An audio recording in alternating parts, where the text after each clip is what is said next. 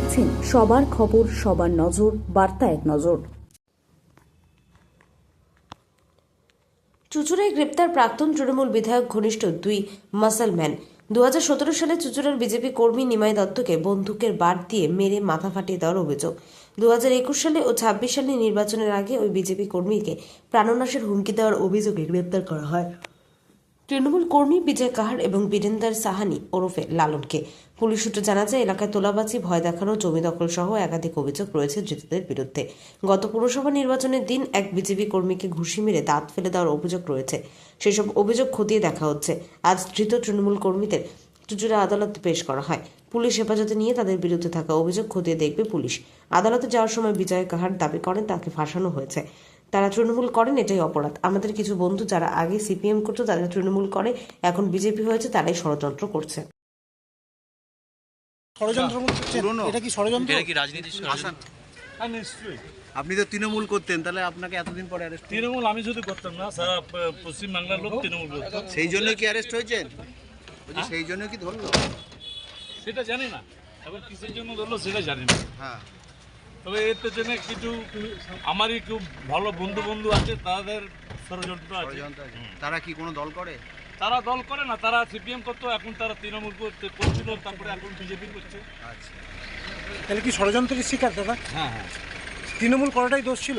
না না, তৃণমূল তো আমি দীর্ঘদিন যখন থেকে পার্টিটা তৈরি হয়নি তার আগে থেকে কংগ্রেস থেকে আমার থেকে আমি তৃণমূলকে করি। অভিযোগ একটাই ছিল আমাদের, যে আমি বিজেপি করি। তা আমাদের যে দাপুটে নেতা আপনি যার নাম করছেন বিজয় কাহার, তার সঙ্গে লালন যুক্ত ছিল।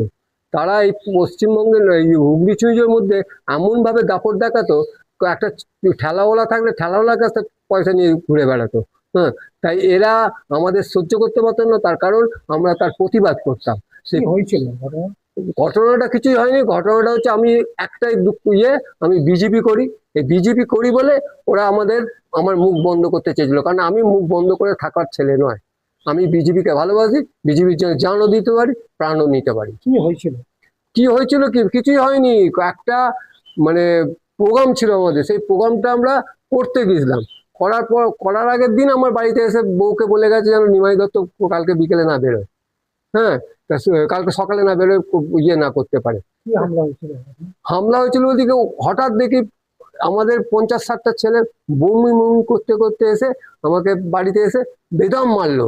মেরে লাস্টে আর কিছু পেলো না, বন্দুকের বাঁট দিয়ে আমার মাথা ফাটিয়ে দিল এবং রক্তাক্ত করলো। শুধু তাই নয়, রাস্তায় আমি আসছি, রাস্তা থেকে আসার সময় ও আমাকে, মানে ওর ছিল না, ওর লোক, আমি মনে করি ওর লোকই, আমাকে দুখানা পর গুলি করেছে। ভগবানের আশীর্বাদ আমার লাগেনি, তাই আমি আজকে আপনাদের সামনে আছি, নাহলে হয়তো থাকতে পারতাম না। তখন সেই সময় অভিযোগ করেছিলেন? হ্যাঁ, সেই সময় অভিযোগ করেছিলাম।